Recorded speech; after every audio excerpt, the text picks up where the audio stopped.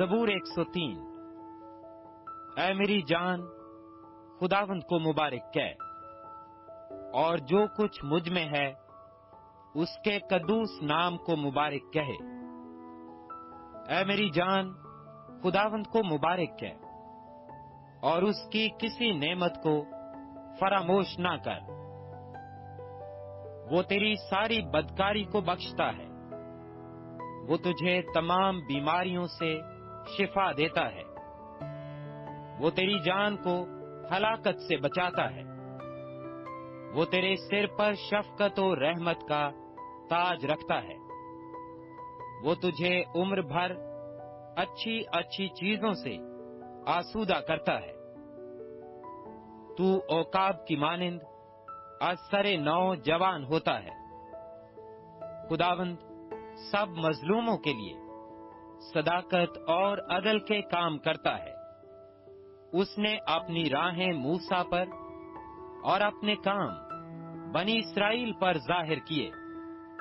خداوند رحیم اور کریم ہے، قہر کرنے میں دھیما اور شفقت میں غنی۔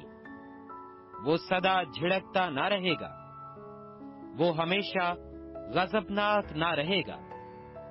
اس نے ہمارے گناہوں کے موافق ہم سے سلوک نہیں کیا، اور ہماری بدکاریوں کے مطابق ہم کو بدلہ نہیں دیا۔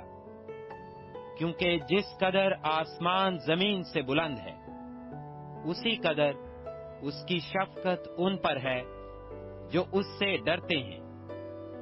جیسے پورب پچھم سے دور ہے، ویسے ہی اس نے ہماری خطائیں ہم سے دور کر دیں۔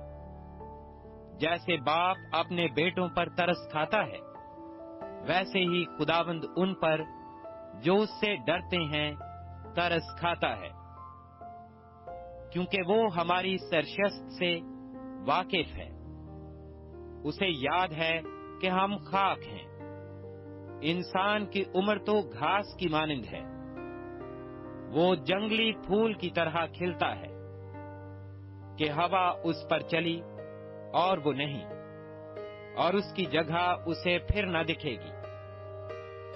لیکن خداوند کی شفقت اس سے ڈرنے والوں پر ازل سے ابد تک، اور اس کی صداقت نسل در نسل ہے، یعنی ان پر جو اس کے عہد پر قائم رہتے ہیں اور اس کے قوانین پر عمل کرنا یاد رکھتے ہیں۔ خدا نے اپنا تخت آسمان پر قائم کیا ہے، اور اس کی سلطنت سب پر مسلط ہے۔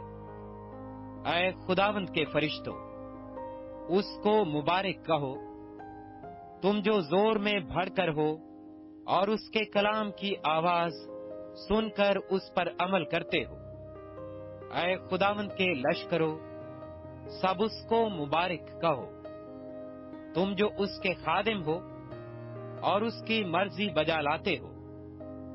اے خداوند کی مخلوقات، سب اس کو مبارک کہو، تم جو اس کے تسلط کے سب مقاموں میں ہو۔